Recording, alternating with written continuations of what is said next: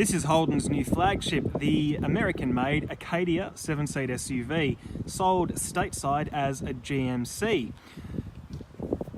As you can see, it's got your typical American, well, what they would call a mid-sized SUV, but what we call a large SUV design. Look at that boxy silhouette, that big fat C-pillar. Looks good, huh?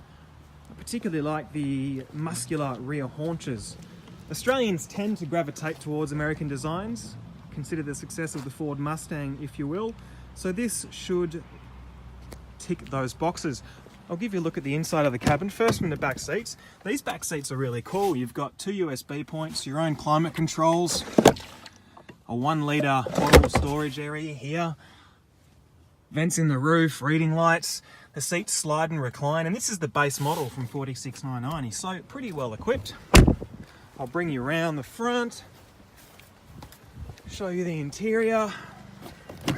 Like any Holden, it beeps and chimes and carries on. Be quiet. Starter button, get it rolling.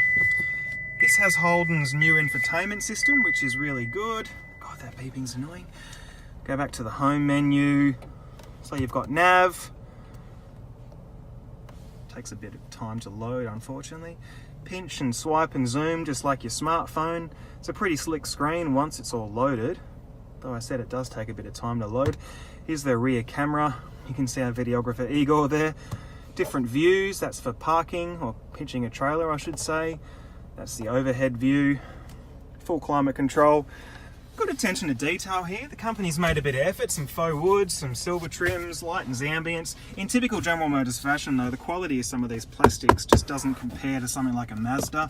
Hard, scratchy plastics, unfinished edges. You know, the quality isn't quite there. You've got your different modes here. This is the all-wheel drive. It's $4,000 more than the two-wheel drive. I have to say though, the way this car chirps its tyres in two-wheel drive mode, even at 80% throttle, means we would recommend getting the 4x4 version just for that alone. You've got different modes, a sporty performance mode, a towing mode, your regular 4x4 lock mode.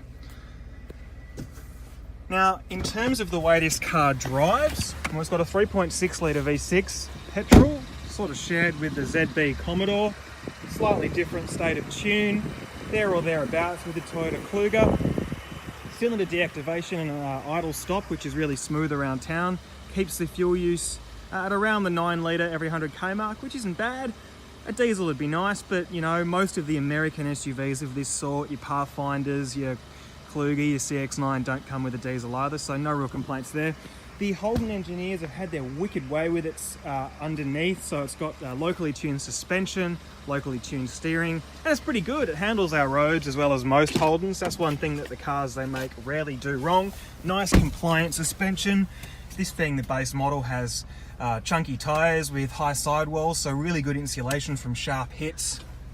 Relatively direct steering. It may look like an American barge, but it doesn't drive like one. It's quite nimble. Surprisingly so, actually. It kind of took me aback.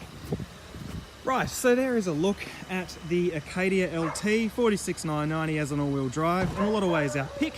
Head over to Car Advice and look up the Acadia if you want to see the full pricing and specs of the different variants available. But let us know, would you consider this over a Kluger or a CX-9? Yeah, tell us what you think. Cheers, guys.